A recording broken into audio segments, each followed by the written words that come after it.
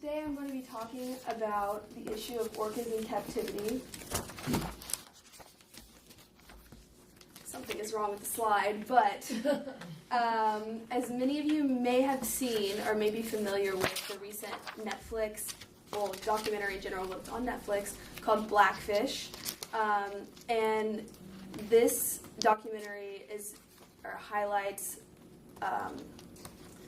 the controversies of orca captivity at SeaWorld.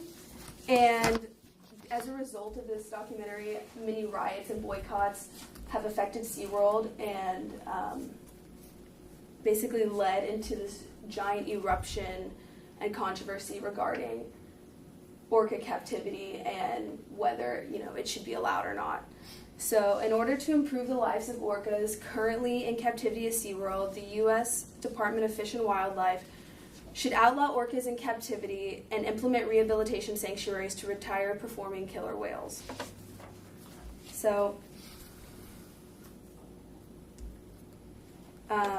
recent release of Blackfish has created controversy around the mistreatment of orcas at SeaWorld. So what exactly does this mistreatment entail, and what can be done to stop it? So we can look at different types of mistreatment through the physical or negative physical effects, social effects, and unjust living conditions. So first, by looking at negative physical impacts of captivity at SeaWorld, you see that many orcas experience premature death. In the 2014 article entitled 8 Reasons Orcas Don't Belong at SeaWorld, published on PETA's official website, they noted the stark differences between life expectancy for wild and captive orcas. In the wild, males generally the average lifespan is 30 years old, and for females it's 40 years old, and maximum lifespans can reach between 60 and 90 years. But while in captivity, only less than 2/3 of orcas survive to be the age of 10, and less than 5% survive to be 20 years old. So another physical effect is the collapse of the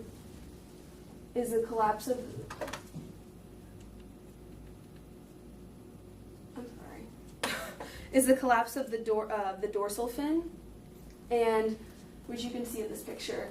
In the wild, this is rarely ever seen. It's usually straight up, and because in the wild orcas swim, are always swimming, the tissue is healthy and always in use. But in captivity, because their range of motion is so much more limited, this fin is hardly ever used, and the tissue grows weak, so it ends up collapsing.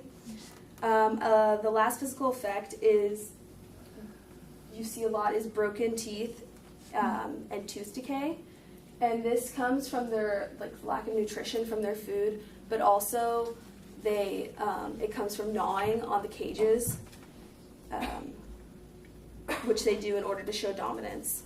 So secondly, another effect of this mistreatment can be seen in the social effects that has been seen through these orcas.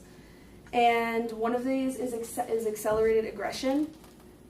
Not once has there been a report of an attack or death on a human in the wild from an orca, but recently throughout the history of SeaWorld, 4 trainers have been attacked and killed. And according to writer Tierney's 2010 article, yet another premature death of an orca at SeaWorld, aggression stems from stress of natural confinement, incompatible pool mates, and sheer frustration and boredom.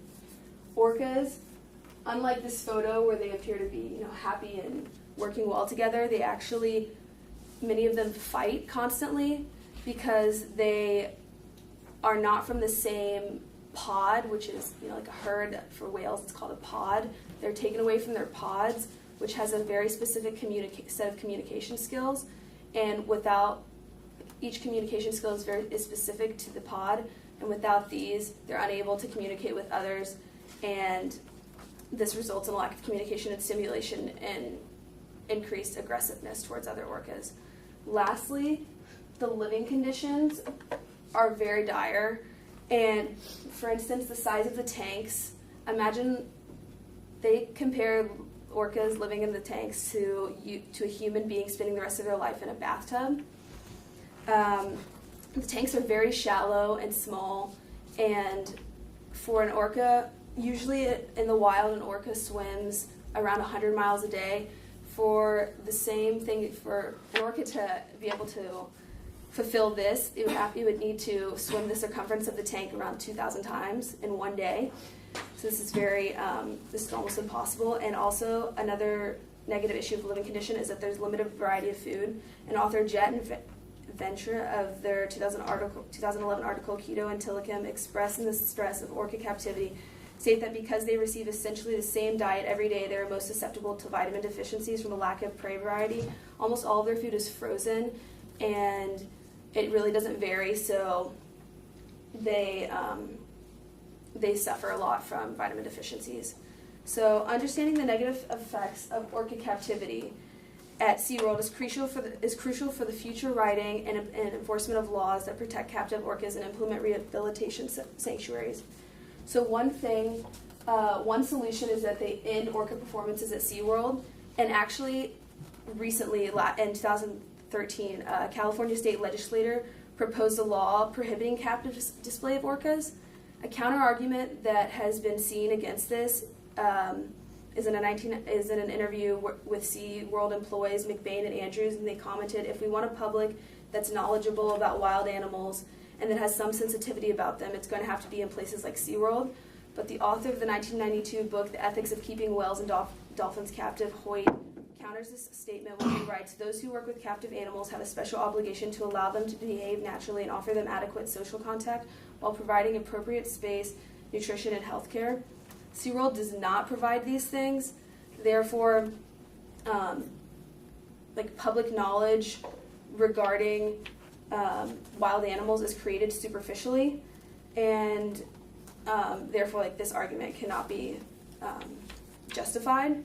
And lastly, the creation of sanctuaries, the creation of rehabilitation sanctuaries has been recommended in a 2013 article by CNN journalist Rose, and she outlines the solutions of orca captivity through the implementation of these sanctuaries, which would be the creation of sea pens that would no longer have enclosed or forced grouping of incompatible animals, and breeding would be, there would be no more breeding, so eventually these captive animals would live out their lifespan and eventually die off, so that there would be no more orcas in captivity in general.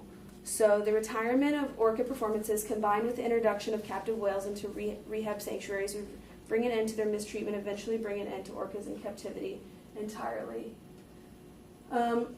So as we've seen through the harmful physical, social, and social effects combined with the poor living conditions, there's an evident need to bring an end to this mistreatment by enforcing laws and creating sanctuaries.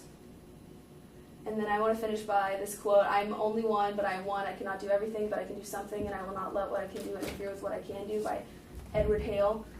Even if you don't think that you can make a difference by enforcing laws, you can, raise awareness and have a say in the mistreatment of these orcas. Thank you.